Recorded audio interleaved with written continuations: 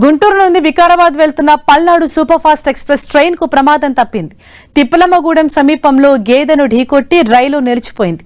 దీంతో రైలు ఇంజన్లో సమస్య తలెత్తినట్లు తెలుస్తోంది. దీని కారణంగా నల్గొండ మిర్యాలగూడ మార్గంలో పలు రైళ్ల రాకపోకలకు అంతరాయం ఏర్పడింది. గేదెను ఢీకొట్టడంతో రైలు చక్రాల మధ్య ఇరుక్కుపోయింది. దీంతో ఆ గేదె కళేబరం తీసేందుకు సిబ్బంది ప్రయత్నిస్తున్నారు.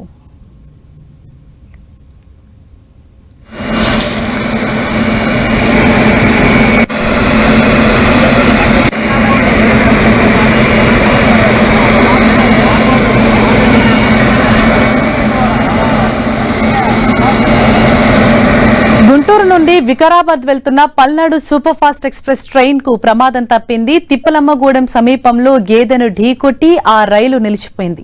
దీంతో రైలు ఇంజన్లో సమస్య తలెత్తినట్లు తెలుస్తోంది. దీని కారణంగా నల్గొండ మిర్యాలగూడ మార్గంలో పలు రైళ్ల రాకపోకలకు అంతరాయం ఏర్పడింది. గేదెను ఢీకొట్టడంతో రైలు చక్రాల మధ్య ఆ గేదె ఇరుక్కుపోయింది. దీంతో ఆ గేదె కళేబరాన్ని తీసేందుకు సిబ్బంది ప్రయత్నిస్తున్నారు.